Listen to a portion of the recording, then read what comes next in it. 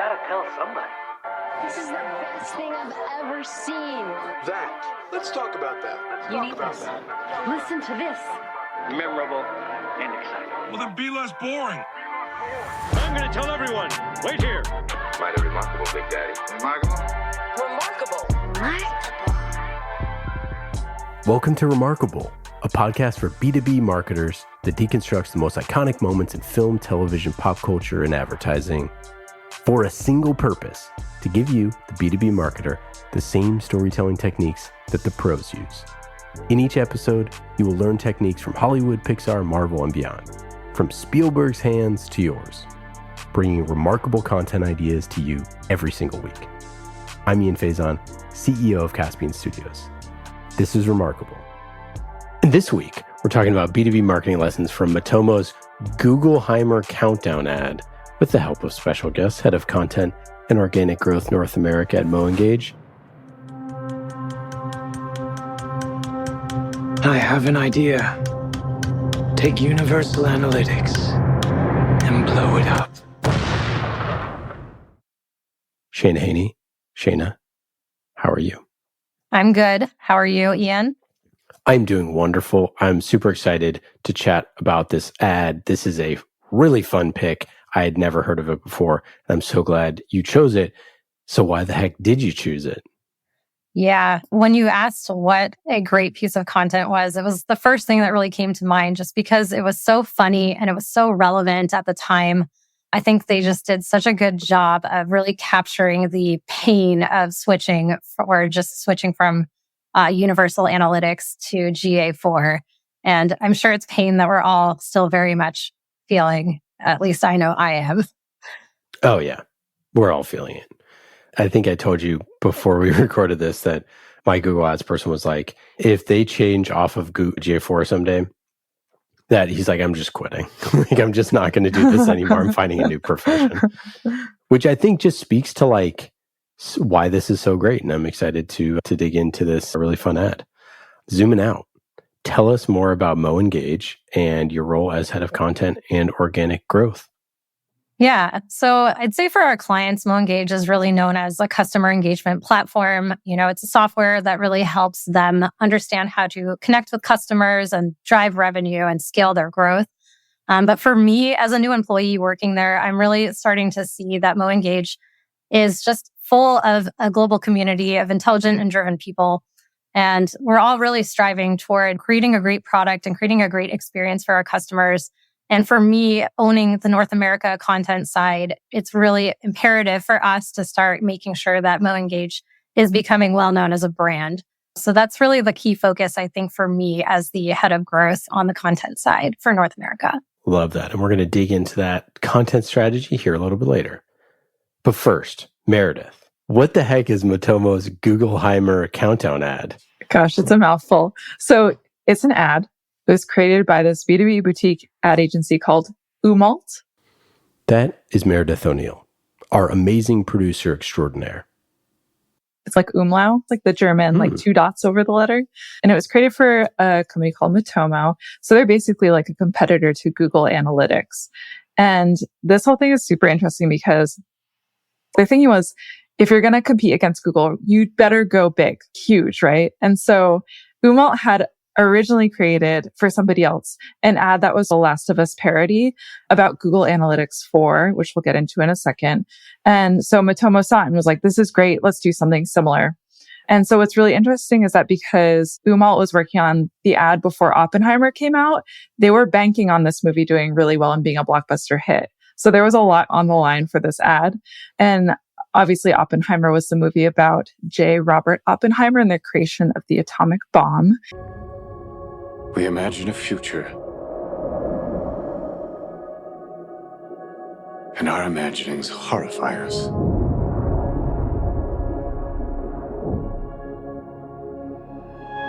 They won't fear it until they understand it.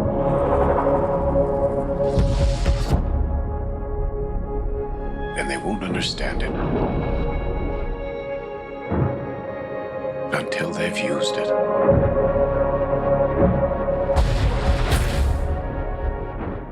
came out same time as Barbie. That's why there was Barbenheimer and all of that. So they called the ad Googleheimer Countdown, and it got over 1 million views in the first week. People are saying it's hard to migrate to and even harder to understand. They won't migrate to it until they understand it. And they won't understand it, even if they've used it. What? Customers in the comments were praising it and selling Matomo to the other viewers in the comments. And then Matomo had a plan for this like strong distribution strategy after the release of the ad. So they were responding to comments. They were resharing and reposting viewer posts. And they also had paid a media agency to amplify the ad. Their sort of like mindset at Umault was that they wanted to have this be like appealing to viewers and entertaining first, and then doing marketing second. So Matomo branding is kind of smaller. It's towards the end. And the first thing they wanted to do was to entertain the audience. And they said, this is what happens when you make a hit video people actually want to watch. The thing that really struck me with though is that timing was everything for this ad. So they posted it in June of last year in 2023. And it was after Google had announced that they were getting rid of what they called Universal Analytics, which is what everyone uses. It's also called Google Analytics 3 or GA3 for short. And they basically said they were going to stop processing data on July 1st of last year. So that means they're getting rid of everything. And so it was forcing people to migrate their data to either Google Analytics 4, so this new version. Now, GA4 might feel like it was made by nerds for nerds and that you need some kind of computer science brain to even understand what's going on. Or another analytics provider, otherwise known as Matomo. And so they were like, we're going to put this out at this exact time when everyone's panicking. Oh my God, they're going to get rid of everything. And it was a major like calculated play and super, super smart. So this, to me, like this campaign did three things really well, right? Entertainment first, marketing second. They made a parody, especially of like trending content like Oppenheimer, and they timed the content super, super wisely. But yeah, so that was my thoughts on the Googleheimer Countdown. They gave it a really long name, hard to say, but I think it's super cool. One thing I was wondering, Shana, and just curious if you had seen Oppenheimer and if you think that you needed to see Oppenheimer to get the Googleheimer ad and why that might be important. I did not see Oppenheimer, and I don't think that you needed to see the movie in order to get it. I think it was pretty clearly obvious what was going on there and what the sentiment that they were going for was. So I think that was done pretty well. Yeah, totally. Because I was like, I haven't seen Oppenheimer, but I do get it. And I think it's interesting that it's super cinematic. So even though I hadn't seen the movie, this ad is still really entertaining to watch. And they explain things well in the limited amount of time that they have. Yeah, I totally agree. I didn't see Oppenheimer yet either. But it's so, crystal clear. And not to be, everyone says Oppenheimer is really cool and a great movie. But like, we know what happens, right? We know it's not, I don't know, like Barbie, for example, where like, you have no idea what the story is going in, right? It's like, we know exactly what happens in Oppenheimer. So I think just the idea of we've seen, how many ads have we seen for Oppenheimer over the past couple years with how anticipated this release was? We've all seen like 1 million shots of Cillian Murphy and, all that stuff. So I think it was just really easy to piggyback off all the marketing that was already being done and then just use that. And then obviously, you could make an argument mildly insensitive here to compare Google Analytics 4 to the atomic bomb. But, where I think that where there's interest, there's opportunity. So I think that, not to be overly dramatic, but I do think that like going to GA4 is life-changing for anyone who uses the tool. If your entire livelihood, if the way that you feed your family is using GA4 and your entire world is flipped upside down and you have to go use another tool anyways, because you got to learn GA4 now, the idea that this is like a pretty catastrophic event for you is like pretty real. And like people obviously justifiably freaked out about Google changing this and just so many changes that happened within this like massive change in tech. So, I think that like, obviously, it's a parody and it's over the top, and I think that's why it's so funny and successful. Mm-hmm. Desert must be making my GA4 dashboard act funny. I can't see the specific number of users I've had today. Keeps rounding them off. It's not acting funny. It's GA4. Yeah, for sure. I think that they nailed it like really well with the idea that everybody's world was going to explode. And I think that, yeah, we're still like all of us who are still using GA4 now and cannot go back to universal analytics. We're all still trying to navigate that. So there's data being lost. There's a clear reason why Matomo would be able to capitalize on this. And so I think it definitely made a lot of sense. Yeah, I also think that the fascinating decision for me is to go make something this high production. Because that's part of the thing that I found. This is like a legit high production thing. Like an alternative version of our little marketing world, our remarkable world that we're building, is that they could have just done like a text, or I mean, a display ad. They could have taken Oppenheimer standing there, Cillian Murphy standing there, and made a meme, and then just like ran that ad as like, you know, on LinkedIn or wherever else. And probably would have done like, you know, pretty well as like the, you know, the cheapest possible way to do that. But as we know with ads, there's no way to go viral, right?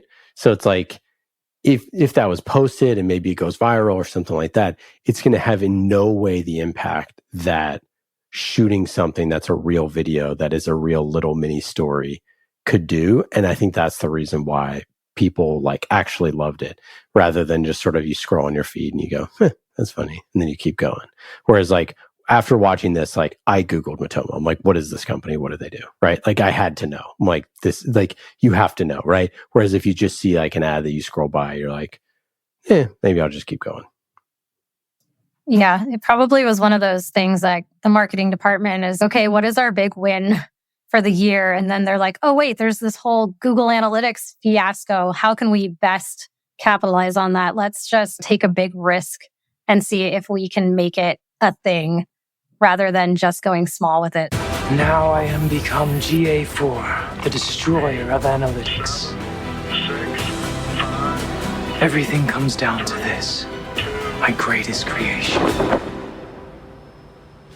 Wait, all you've done out here is make a countdown timer? Yeah. So I think that there's definitely some like strong strategy behind that. It could have failed and it could have cost a lot of money. And we don't know actually how well it actually performed or how it's contributing to revenue. We don't have that insight, but I think that was definitely a conversation that happened and they decided to just go with it. Yeah, and I think it just shows what they like stand for as a brand a little bit. They don't seem like they're the most, from just checking out the website, they don't seem like they're like the most outgoing brand in the world. So it seems like it is a bit of a departure from perhaps some of their existing marketing. What are you building out here? The future. Looks like you just made everything more confusing and got rid of reports everyone loved. I call it GA4. But it's just like really well made, really well shot. It looks real. The shots that they have in there are like incredibly well done. I have no idea how much it costs. I would love to know. Stuff like that, if you were to shop something like that, probably is 200, 300 grand. If you were to go to an agency and get something like that made, I don't know, like cost. And if you were to shoot it, again, I don't know, but plus post-production and all the script writing and everything, but it's probably not a cheap thing, but it was executed extremely well. I was trying to look for cost to produce this kind of ad and I couldn't find it. It's very secretive, but I did look for it and yeah, look for results too and couldn't really find anything on it. Yeah, with my trained agency eyes, I would say generally speaking, if you're going to go to an agency and say, create a 2 to 3 minute like video with an in-person shoot and all that sort of stuff, it's probably like 300 grand. Yeah, I shot a video once and it was a very short video and it didn't have any actual in-person stuff and it was like over 10K. So I think at that scale, you're probably talking about a couple $100,000. I wonder what their price point is because, you know, if it does contribute to a couple of closed deals and they have a decent price point for the product, then it could make a lot of sense. Well, so what's interesting is, so they have a freemium version. And so what I could understand from it was that, and they have like, it looks like a $20 a month type product. So but I don't know if they have like an enterprise element to it, to the product. But yeah, at the end of the day, like getting 1 million people to pay attention to your thing and to get that brand awareness. And it's something you can reuse forever and ever, right? It's like you just take that ad and make it into a million other things and use it for all your marketing for a while and probably would do really well. And again, it's different, right? It's different than everything else that's out there, right? It could have been made for 50 grand. It easily could have been made for 50 grand. I just mean, if you were to go to like a high end, I don't know what the good people at Umault are charging, but there's definitely, you could easily spend 200, 300 grand on one of the viral videos. Like, you see the, some of those like viral funny videos that a lot of companies have done, like Harry's and all those are like $300,000 commercials. Yeah. Anywho, you could buy a business thriller for that. Get your own podcast murder mystery. But they did great. It's really cool. What we talked about, why it's remarkable. Anything else there? I think we pretty much covered all of the points that I was thinking about. Just the fact that it was not just entertaining, it was also hilarious. You're talking about blowing up a product that people have been using for 20 years. Don't worry. We'll send them reminders and then remind them again with increasingly confusing reminders. And I think that takes a special skill in order to bring actually funny marketing to the table. A lot of brands try and fail. So I think that was one thing that they definitely did really well. Yeah. To me as a marketer, you're just immediately jealous. Like so when you showed this to us, I was like, oh my gosh, I'm so jealous. I wish I had done this. Like I wish I had made a big deal of GA4. Like, what a missed opportunity. And we don't even sell to that, like we don't even sell to those people, but I just definitely jealous. And then the other thing for me is the audience has to do so little lifting because it's a parody. You're using infrastructure that's already there. You're using a story that's already there. You're using all this stuff. And especially if you haven't even seen it, like none of us have even seen Oppenheimer. So it doesn't even matter. Like, so all of it is brand new to us anyways, but you sort of know the story and like, oh, you're kind of in on the joke. You're like, I know where this is going. And then you see all the little things throughout the video that make you smile. That to me is like when you hijack somebody else's story like that and use that as a foundation for your story. And that's why parody works so well. It is such a winning strategy. All right, let's talk marketing lessons. Yeah. I mean, I think you talked to this a little bit already, but I think that one of the first things that comes to mind is that it's really important to know your audience, right? So this wouldn't have been successful if they didn't know that this was going to resonate. And they were really able to understand the triggers that the audience was going to respond to. When we push that button, we destroy universal analytics. But we're keeping everyone's data, right? Right? Right? And so I think that's the first thing. The second thing is that it's really critical that you're able to capitalize on these industry trends. Trend jacking has been proven to work really well. And if you can do it in such a way that is geared towards the favorability of your organization, just like Matomo was able to capitalize on the fact that all of a sudden, all of these people are freaking out about their analytics, and that's what they offer. It's just a genius way to be able to kind of move your marketing in a direction that's going to be successful, and it's already built in. And then I think the third thing to think about too is it's really about how you follow up on a campaign like this. The video, of course, we've already discussed is really awesome. It came out really great. It's totally a viral piece of content that will get shared over and over again, but you do kind of have to think about how you're going to follow up on that, make sure that you have the monetization strategy baked in there.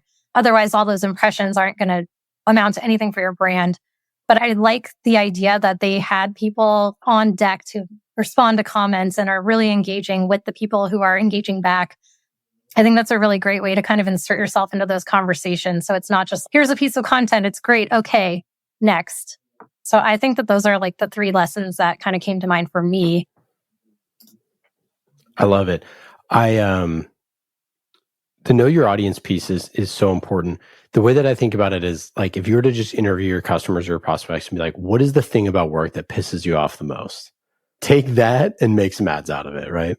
And then for trend jacking, I was thinking about everybody is thinking about cookieless future, right? Like we're going to get so many plates of cookies sent to us. I hope, please, if you're listening about cookieless future. But that's going to be one, like you could do a parody of that. And then I think you're exactly right that it's like how you follow up, right? Don't just make this, put this, get ready to respond, get ready to comment, get ready, really seed it. Like you said, Meredith, they put marketing into this to make sure that it did get a non-organic push, which is, I think, super critical. And then seems like they had all hands on deck. Tell your advisors, tell your friends, get everybody to like it, get everybody to comment, get it going. And I totally agree with all that. Yeah, I guess the one thing is, how the heck did I not see it? I'm pretty online, pretty LinkedIn online too. I don't even remember how I found out about it. I must have seen somebody had shared it somewhere, maybe on LinkedIn. Well, and I kind of follow a lot of the different awards that get out there. Just we have a bunch of stuff from for our podcast and different things that have gotten nominated for those type of things, the Webbies and Adweek stuff and all that different stuff. So I'd say I pay attention to that stuff a little bit, and I never saw it on any of that. It's hard to know, right? Yeah, it's just tough. I'm honestly confounded as how I didn't come across it organically, to be fully honest. And you don't remember how you found it either? I'm thinking that it was probably somebody who posted a comment about it on LinkedIn. And they said, this is an amazing piece of marketing. And I was like, okay, I got to go check this out. Okay. Any other final thoughts on Matomo? I mean, I guess just like I'd never heard of Matomo until I saw this ad.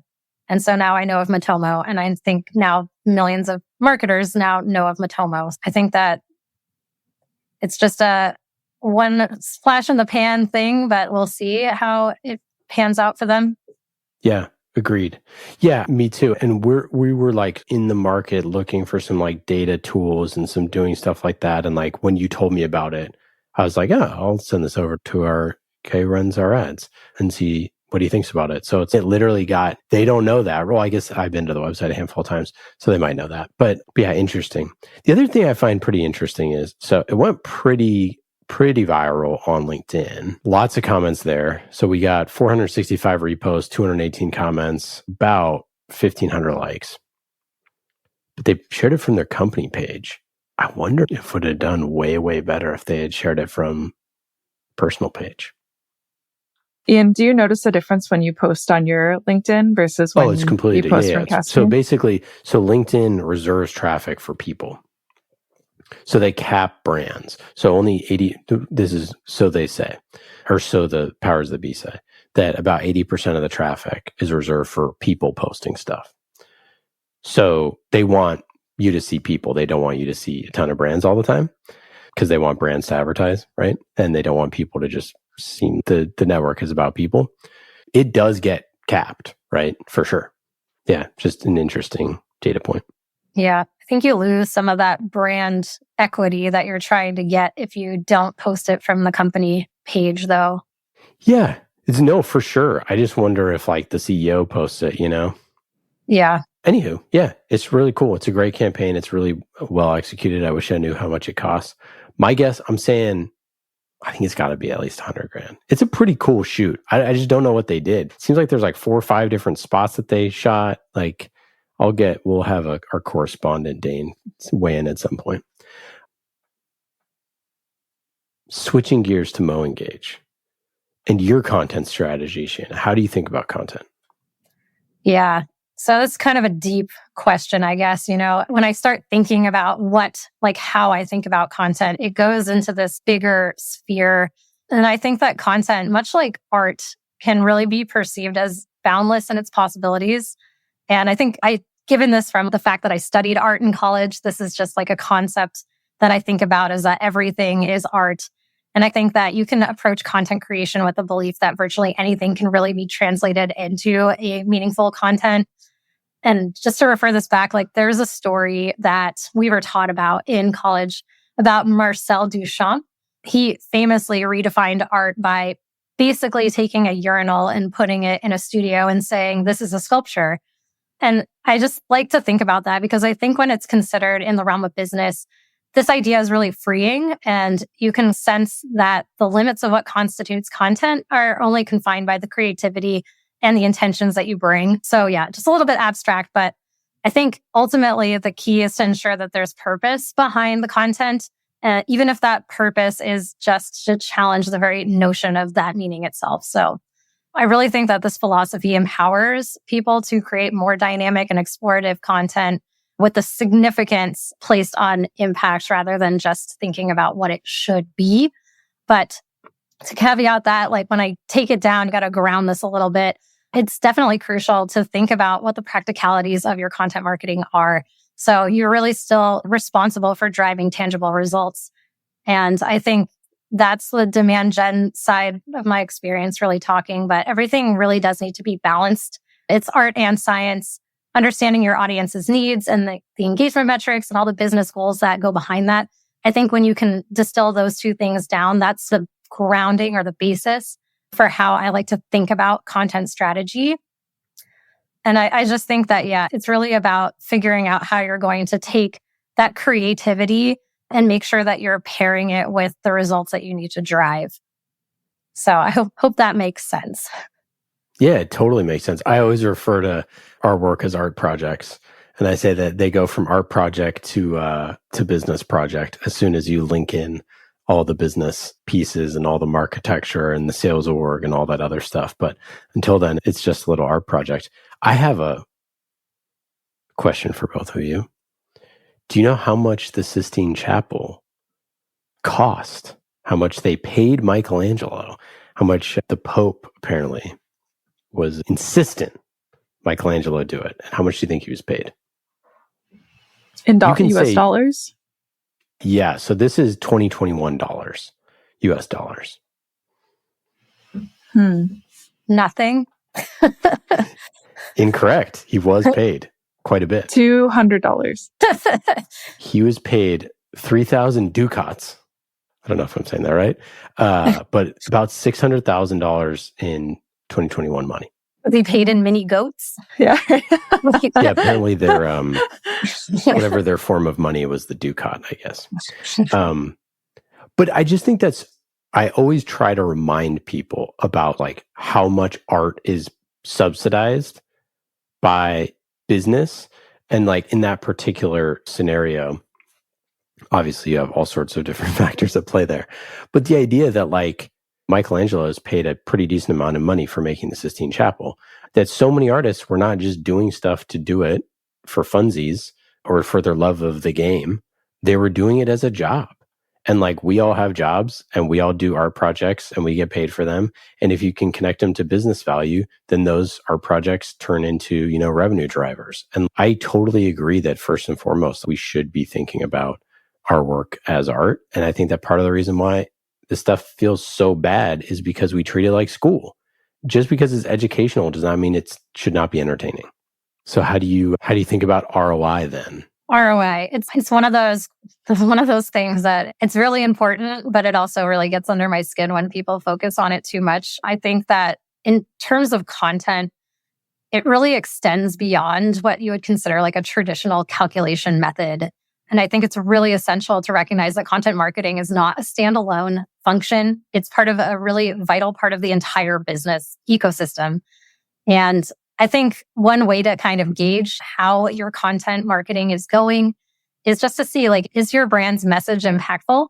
And if it is, then it's naturally going to permeate throughout the business and it should reflect across your company's growth. But I do think that attempting to attribute ROI granularly, like to a single piece of content, a blog post, a video, I think it's futile for businesses, especially ones who are smaller stages where it's just it's just not feasible even to track at that level, but it's really not going to be worthwhile. And unfortunately, this is something that the CEO and maybe your finance team doesn't want to hear, but not everything is always quantifiable. So I think it's really important when thinking about ROI to remember that content is not only collaborative, but it's on the onus of not just the content creator to figure out how it's going to demonstrate revenue. And I think that it's important to not focus just on direct revenue, but also to think about how like your attribution model might work from across the entire funnel, not just first or last touch, which is something that lots of organizations struggle with. And I've definitely experienced that a ton in my career. But it's really important to just understand those things because content marketing is a full funnel activity and it's going to go beyond just that person who requested a meeting or a demo. You're going to be producing content that is speaking to customers and influencing beyond people who are even in your funnel at the time. So just to take a holistic idea and look at how content performs. It's definitely a really big question. Of course, there are like leading and lagging indicators that you can look at, but I'm definitely a firm believer that excess focus on ROI can stifle your creativity and hinder the authenticity of your brand. So that's kind of just how I think about ROI. There's lots of best practices out there for measuring it. I'm not going to get too far into that though. Yeah, I mean, we just had Devin Reed on the show and we were talking about know, like, trust, right? Is like at the end of the day, first people need to know who you are. Like we know who Matomo is now. Then they need to like you. And I'm like, I kind of like them because I just saw that ad. I would like to go on a second date and I'll check out some stuff there. But now I know I was already potentially problem aware because we need a solution for our data that's beyond Google Analytics. We already knew we needed that. So I was already problem aware, right? Now I'm solution aware because I know who Matomo is and I could figure that out. And like, do I trust them? Well, now I need to go into that. Now I need to go see who their customers are, see the use cases, look at the Magic Quadrant and do all those little things to figure out if this is a trustworthy brand to do business with. And the first two ways into that is about content, making stuff that people enjoy and is helpful and catches their attention and makes them think like you would want to think. And ads don't really do that. You could do a little bit of it. Not that it's just ads versus content, that they're not adversarially connected. But to use that as an example, something that helps me figure out some problem that I've been trying to figure out for a long time. And I read an article or listen to a podcast episode, and then I figured it out, and then I go on to the next thing. I have this is a random aside, but I have a podcast that I listen to, which I don't listen to regularly, and they had a guest on that I really liked, and it helped me figure out a really hard problem that I'd been working on months to solve. And like, I didn't email the guy who made it. I didn't email the guest who came on. I didn't comment on any threads. I didn't do whatever. But that person helped me on my way, and I like remember them and I think of them and I trust them now. And like, that's the stuff that is so important. And like, what other vehicle could that person have given me? What other gift could they have given me that would have got me to that realization? Like, it's not swag. It's not an ad. It's not inviting me to a conference. It's just giving me the knowledge that I didn't have before. Yeah. It's really important when you're doing content strategy to understand what those things are that you're going to try to solve for people. So that kind of comes back to like really knowing your audience and how to resonate with them. Because if you produce content that doesn't solve their problems, then obviously it's not going to prove the ROI that you need. Yeah. And I think that's like part of the problem with ROI as a discussion is if you're starting off on like, hey, people need to buy our stuff, and that's like the only thing that we're solving for, it's like, no, it's not. It's like we're here to fill the gaps of their knowledge so that they know, like, and trust us, so that when it's time to buy our software, that they're like, oh, this is my favorite company that of all of these options. Totally. Sometimes it's not even about what the software does or the features that it has. It's about what you perceive when you see the brand and when you get in there. If it solves your problem, if lots of people know, like, and trust it, it makes your job a lot easier to sell it. So tell me about some of your favorite content that you've created over the years. Yeah, so I have a couple. I have this one piece that's near and dear to my heart. It comes from when I used to run an agency, and it's inspired by Marcus Sheridan. I don't know if you know him, but he's the They Ask You Answer author. And in his book, he talks about really creating these 5 pillars of content that answer people's questions. And one of the things that he preaches is to talk about your competitors. And so I created this article for one of the companies that I worked at, and it was called The Top Agencies in San Francisco. And basically what it was, we were also a marketing agency selling services and things like that. And it listed out all of the people who, that if they weren't going to go with us, that we would say, okay, these are like stand-up competition. If you're not going to choose us, then like maybe go check these guys out. It's very counterintuitive, but one of the things that's so great about this is that you're really giving a transparent, non-biased approach. And people really respect that when they come to your site. And we also rank for top agency San Francisco. So you're getting people who are searching high intent traffic. They land on the post, they maybe read the post, and then they fill out your form because they trust you.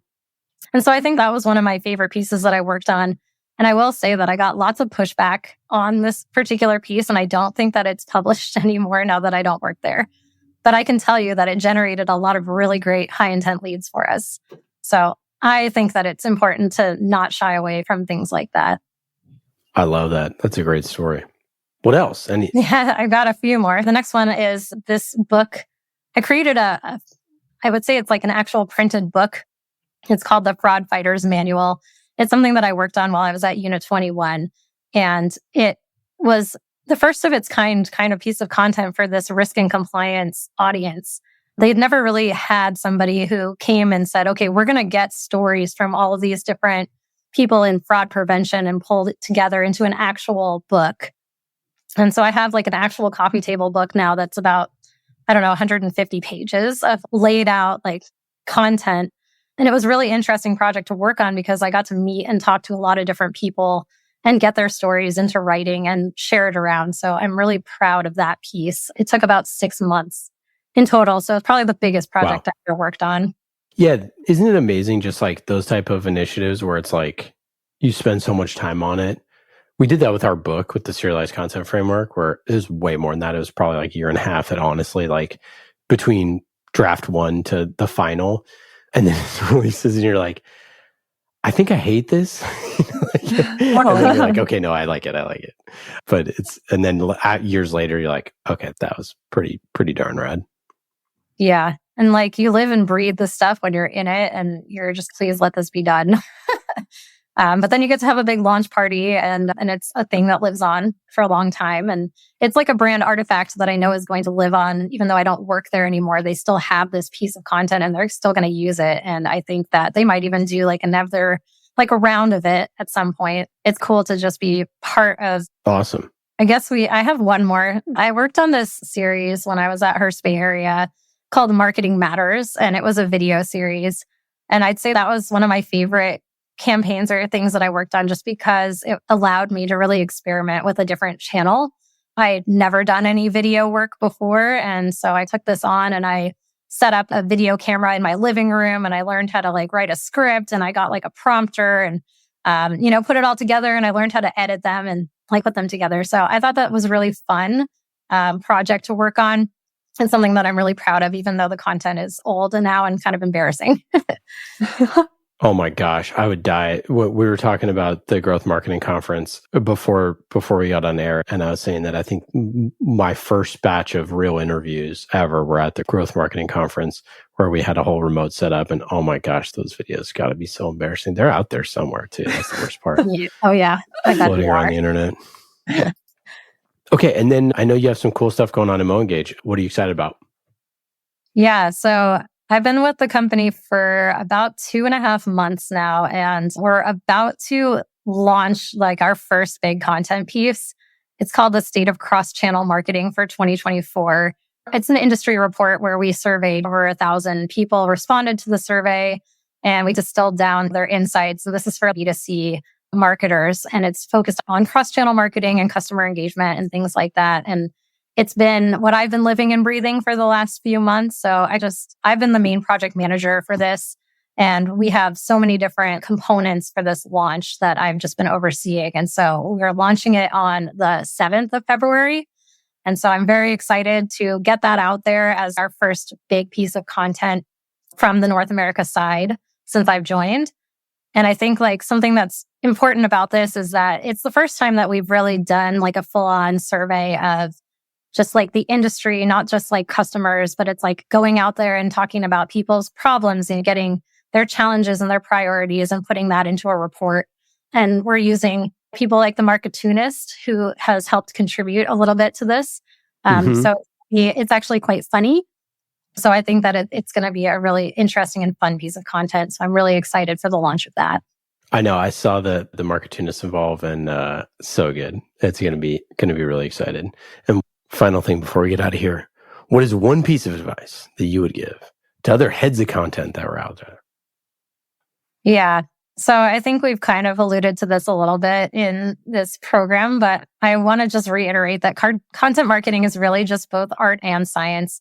And I think it's important not to skew in either direction too far. Otherwise, the entire strategy might suffer.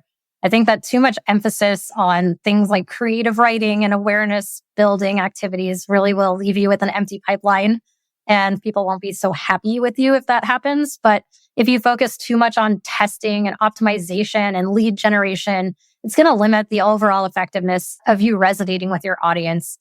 It's just one of those things that you really have to balance when you're in content.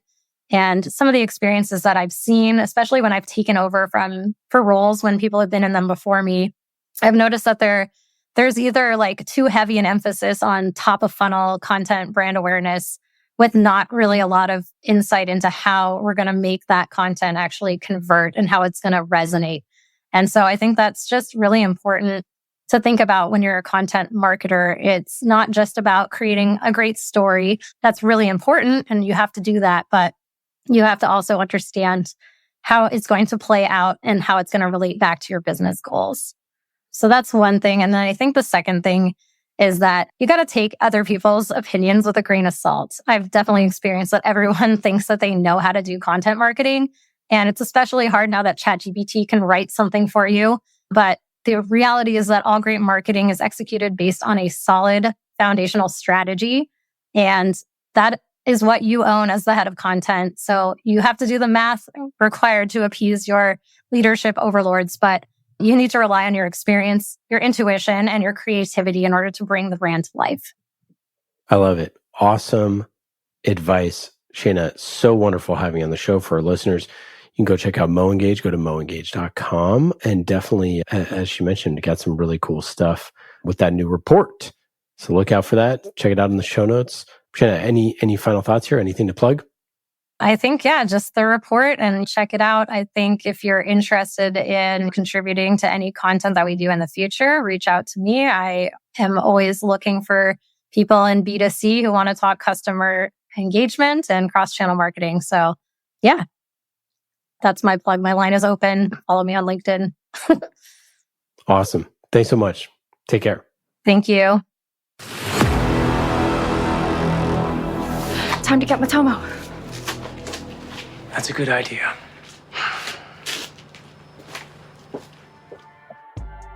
Well, that's it for today. I hope you got some good ideas for your B2B content. Thank you for listening to Remarkable. I'm Ian Faison, CEO of Caspian Studios. Remarkable is created by the team at Caspian Studios, B2B podcast as a service. Caspian also creates fiction series for B2B companies, so if you want a business thriller, you can learn more at caspianstudios.com. Hollywood-style storytelling for B2B. And in today's episode, you heard from myself, Ian Faison, and Meredith O'Neill, senior producer here at Caspian Studios. Remarkable was produced this week by Meredith O'Neill, mixed by Scott Goodrich, and our theme song is Solomon by Falak. Be remarkable and rise above the noise.